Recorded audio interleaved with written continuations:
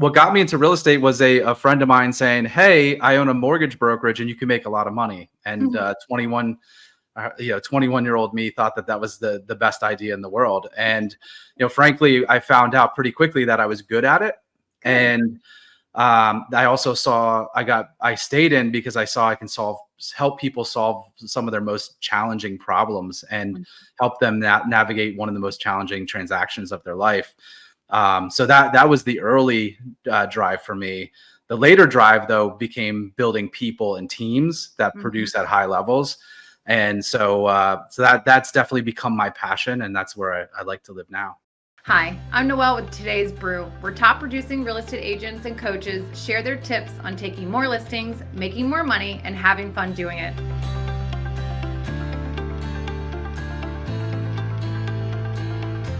On today's episode, we welcome Jesse Johnston from the Philadelphia area. Hi, Jesse. Hey, Noel. Thanks for having me on your show. Excited to be here. I'm excited to have you on. You have years of experience and knowledge in this field. Why don't you give us a little background history on yourself? I would love to. Yeah. So I've been in the industry 25 years. This is so I always tell people I got in at the turn of the century. And I've played many different roles in the industry, from mortgage broker to real estate agent, to team owner to brokerage owner. And my most recent role, I worked for Compass, running their title venture in Pennsylvania and New Jersey as the president of that. So, and right now I have co-founded a company called CoLab with my partner, Dustin Sunday, and we're helping agents, brokerages, and tech startups, advising for each of those, and helping them grow their business and make smart decisions. Well-rounded. Yeah, a lot of experience there. What got you into real estate? Why did you choose real estate? It's interesting because what got me into real estate was a friend of mine saying, "Hey, I own a mortgage brokerage, and you can make a lot of money." And 21-year-old me thought that was the best idea in the world. And frankly, I found out pretty quickly that I was good at it. And I also saw I stayed in because I saw I can help people solve some of their most challenging problems and help them navigate one of the most challenging transactions of their life. So that was the early drive for me. The later drive, though, became building people and teams that produce at high levels. And so that's definitely become my passion, and that's where I like to live now. I like it. So you're taking a little bit of your past experiences and incorporating it into helping other agents and companies now. Yes.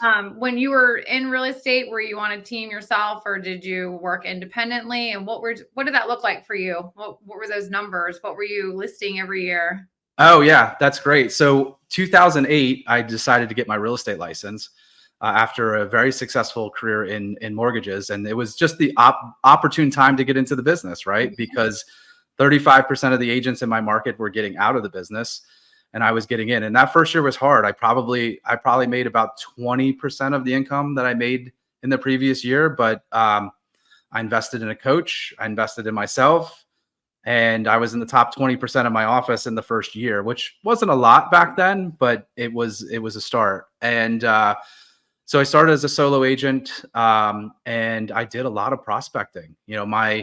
My daily routine was 9 to 12. I was on the phones, and I was calling expireds for sale by owners. I was following up with my sphere of influence. I was basically doing anything my coach told me to do, because when I met with her, she said, "Hey, Jesse, what package do you want? Do you want to go 0 to 30, 0 to 60, or 0 to 100? And I said, "Well, I want to go 0 to 100. She goes, "Good." And so she's like, "I can get you there." And so I just did what she told me for several years, and it worked. I mean, I was probably going on 2 listing appointments a week, and at the peak, probably listing 1 to 2 of those every week. That's fantastic. You kind of answered a lot of the questions I was about to ask you too. Keep going. I was going to say, how important is having a coach? So it was obviously very important for your career. And how can you relay that to other agents who are trying to do it on their own? Well, it's interesting because coaching back then, there was obviously there was fewer choices, and coaching has evolved as an industry since 2008, 2009. And what I see now is really great options, right? When I meet with somebody and they resonate with me, maybe I am the right coach for them. But I also know sitting there at the table, I could say to them, like, you need this specific training. And I'm not an expert in that. That's not my zone of genius. But I can help direct you to that. That's one of the founding principles of CoLab, is like, we just don't believe we're the expert in everything, but having a coach, to go back to your question, having a coach is imperative. I've always had a coach, a mentor, a group. At one point in my life, I probably had 4 different coaches, maybe 5. I had a real estate coach. I had a life business coach. I had a financial coach. I had a health coach. So, there are different purposes for different people who can have an impact on your life. And I was looking, obviously, to improve in all aspects of my life at that time. Hey, that's okay. Knowing what you need and what you want. I mean, that's number one step. Yeah. But I mean, to be without a coach is challenging for me, or a mentor or a group. Right now I have a mastermind group that I'm a part of, that I literally talk to these guys every day of the week. Right. So I have people who in my group that are, C-level executives that are advising me. I have people that I have lunch with that have grown businesses and sold them for, and so they're at different stages and they're advising me. So if you don't have a coach, you need one. And if you think you can't afford a coach, just go talk to somebody. I'm sure there's somebody out there that could help you. Absolutely. Especially right now, it's not a good time to be alone in the real estate industry. So find a friend, find a mentor, definitely get a coach. You were right. 2024 has presented its own set of challenges, but we've also kind of been working in a low inventory market anyways for the past few years. Let's talk about that. How can we get more listings? How can we rev up the market some? Yeah, I mean, I come from a consultative approach. With our clients, we're there's a couple things that we're recommending. One is a home equity report. What is a home equity report? Well, does anyone know what a CMA is? Like when you call somebody if you walk down the street and said, "Hey, would you like a CMA on your home, or would you like a comparative market analysis?" Do people actually know what that means? That's the question I ask. So what we recommend at CoLab is as a home equity report. Why? Because home and equity are things that people understand, and a report is also something people understand. And so by offering that, you can do one every day of the week, right? Where you offer a home equity report to people that that are your past clients, people that are in your sphere of influence. And if you're looking to grow your business in any market, you can circle dial. And one of your offers could be like, "Hey, did you know the house on the corner just sold for $50,000 over asking price? Would you like to know where your equity is at this point?" Heck yeah, Jesse, let me know. Let's go. Right. So that's one way, is just really coming from contribution and just saying, "Hey, like, things are good. If you knew how good it was, would you consider selling? Yes, no. Do you know someone who might want to sell?" So I think building that network through an offer like a home equity report. The second one, and this one I've been pushing on all of our clients, which is like calling for rent by owners. One, if you use a tool like Espresso Agent, they provide you the numbers, or you can go to Zillow and try to find numbers. But call for rent by owners, because these are people who are either accidental investors or intentional investors.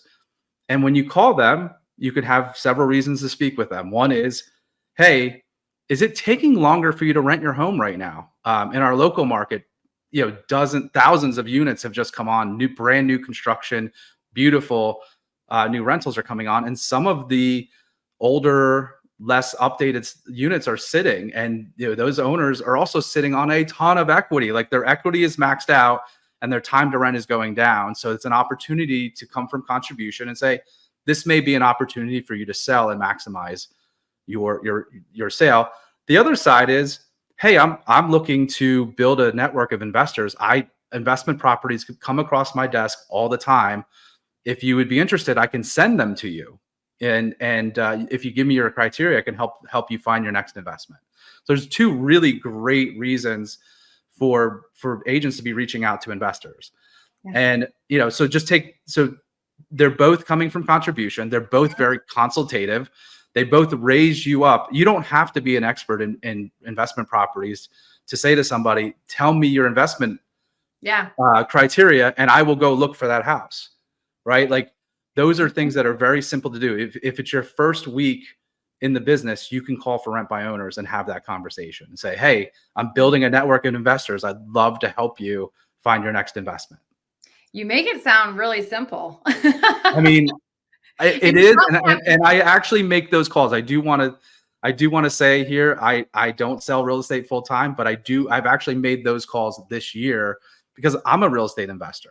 Yeah. And so, like, if I can talk to somebody who's another real estate investor, I might find out they have a whole portfolio they're looking to sell. Mm-hmm. And like you said, the homes that are sitting on so much equity. Yeah, like, what could you do? What are the options? I have a lot of smart friends I mentioned in my mastermind group that they put some cool deals together. And so, like, these people may not know that there's tax advantages to ways to do things. So that's going down a whole rabbit trail. I don't want to be the person sitting on here saying you should do this if I'm not doing it myself. So the for rent by owner situation is something, or the for rent by owner calls are things that I've actually done and actually will continue to do because it's mutually beneficial to both parties in the conversation. And those are a lot easier than, I remember the days of smiling and dialing for expires. And honestly, I was good at that too. If you're looking for an easy appetizer to cold calling, for rent by owners is they always call you back. They always answer the phone. They always call you back. And if they say, I had one guy tell me, he's like, listen, if you can get me $1 million for my property, I'll sell it. I called somebody who I know sells in that area, and I said, hey, can you get this guy $1 million? He goes, no, but I'll call him anyway, right? But so it allowed me to actually send a lead to one of my coaching clients. Oh, amazing. So there's a benefit. I mean, who doesn't want to work with a coach that'll send them a lead once in a while? I mean, I do. Yes, please. Right. I'll take that. So we've kind of talked about the importance of prospecting and using Espresso Agent as one mechanism to make your phone calls, and having a coach in place. Other than that, when we move into the schedule of a successful agent's day, what should that look like? I always say to agents, if you're properly using your CRM, when you walk into your office in the morning, you should be able to open your computer and know what you're supposed to do that day, right? So imagine this: you flip open your computer, top right corner, top left corner of your screen is your CRM, and it says, hey, these are the follow-up tasks because you've said, hey, I called these 5 people and I'm returning their calls in a week, and you have your follow-up tasks to do. That's a great way to start your day, is knowing who to call, because the biggest challenge that agents have really is knowing who to call, and the second one is knowing what to say. And those are things that we help our clients with. Yes, the importance of a script. Yeah. That was a big keystone for me in my early career was learning scripts. My first coach was coached by Mike Ferry. Okay. And so she learned scripts and she gave me those scripts, and I had script practice 5 days a week with agents all across the country. And we would challenge each other, and we got really good at what we were saying. And then we got better at it as we adapted to, we learned from reality. This doesn't work. This does work in my market. And we adapted those scripts, but we always had a script. We always knew what we were going to say. If you think about it, everything in life has a script. I mean, everything does. I mean, yeah. You go to a drive-thru, they have a script. It's exactly right. I mean, frankly, my children tell me that I have a script when I speak to them, because I'm purposeful about what comes out of my mouth. And when I say the wrong thing, I'm quick to fix that, because I think it's ingrained in me to know that what I say is important and can have an impact. And we've actually moved an interesting script that we've moved our clients from. A lot of clients say, like, we want you to feel comfortable with this process. Mm-hmm. And in a low inventory environment, especially on a buy side, comfort is like a luxury. at this time. So Yeah. we've actually moved from using comfort to using confidence. Okay. So we want, so, by running our process, we want you to feel confident when it's time to make that offer. Because Mhm. if you're going 10% over asking price, waiving inspections, like everything I did before that should lead you to confidence, not comfort's a luxury, like I said. And you'll Yes. be comfortable once you're in and the process will go really well, but 30 days confidence, later. yeah, confidence is what we need right now. That's why we see like so many people angsty in this market is Mhm. they're not confident and they're certainly uncomfortable. And So you've got to be represented by somebody who's going to give you the proper support yeah, throughout the process. I'm an agent as well. So I'm working with the buyer right now where we had, a couple places we wanted to put offers in on, but right away talking to the other agents, they're like, well, this is what we have. This is what you're going to have to do. And, there's a lot of agents out there that would steer their client. Oh, well, this is what you got to do if you want it. Let's do it. Let's do it. I did the opposite. I was like, this is not the property to do that on. Like if you guarantee the appraisal at this dollar value, I'm guaranteeing you're paying that out of your own pocket. yeah. Um, and you right now with it being so competitive and agents that are working on the buy side being so aggressive and thirsty and eager for a deal and a commission check, the integrity of your client and relationship is kind of suffers a little bit. If you don't And have the right person in your corner. yes, which is it's uncomfortable, but you can make them confident in you and Exactly. your abilities. It's interesting. I'm working with my partner Dustin on a deal, and we knew that the people were bidding above where it would likely appraise, and Mhm. but they moved with confidence. And the other piece is, if we're projecting ahead, and we don't have a crystal ball, but if we are projecting ahead, we knew that this house was going to sell for this number, and we actually knew the house down the street sold for a higher number, was under Yep. contract for a higher number. So what we knew and the information we could provide our customer was the price of this home next year is probably at or above what you're paying for it. Oh, So 100%. so so so you can feel confident making your offer, right? So Mhm. it's when you empower people with information like that, right, where you're not just pushing, but you're actually empowering and you're providing information, like that's the game changer. And also, we don't get paid to be right, we get paid to help people facilitate their Yeah. real estate needs. Yeah. So if I am pushing and I'm Mhm. saying I'm right about this, that's not what we get paid for. we get No, we and get those paid are to help. words I would never those are words I would never ever use to a client. I'm like, "This is the information I can provide you with. This is my advice. Yeah. I'm not an attorney. I'm not an appraiser, but I have a lot of relationships with appraisers, so I always talk to them. If we're looking at going over asking price and guaranteeing the appraisal, I always reach out to them and say, this is kind of what I'm thinking about doing for my client. What do you think?" And because it's all about relationships. If you just ask, and actually more times than not, I've never had an appraiser say, "Well, I'm too busy to help you with that." They're like, "No, we respect that. We want you to be writing a good offer, but also be taking care of your client." And like you said, they can have some confidence in their transaction and their real estate agent and then move into the comfort zone when it's all over. Right. Well, I think more people should be working with you, Noel. You're doing a hell of a job. Well, thank you very much. I think the same for you. I think the Yeah, same thank for you. you. I'm not ever going to be the commission breath agent. It's not going to happen. I care way too much about people. And one deal is one deal. If you want a lifetime in real estate, which you have incorporated, which I kind of wanted to just follow into that right now, is what is some key advice for maintaining a career and having people call you and want you to sell their home or help them purchase a home? How do you maintain that? It's having, two things. One is having a systematic engagement plan. Mhm. Um, I mean, it's. I remember the early days. I first started my career at Keller Williams, watching a video of Gary Keller and a card box, and how he maintained that card box, and that's how he stayed in touch with people. And it was called Gary in the Box. That Carrie. was his, his CRM. It's on YouTube. I'm sure you could find it. Yeah. But it's him going A through Z, 1 through 31 through his card catalog. It's the consistency of that. Mhm. And then the other piece is, what are you known for, right? So what makes you unique, and what are you known for? And I always say, like, you build a reputation, you build a brand based on the few promises that you keep every single time. So, when I was earlier in my career, we had a communication guarantee, which said, if I didn't call you every week while your home was listed with me, you could actually fire us. Wow. Why?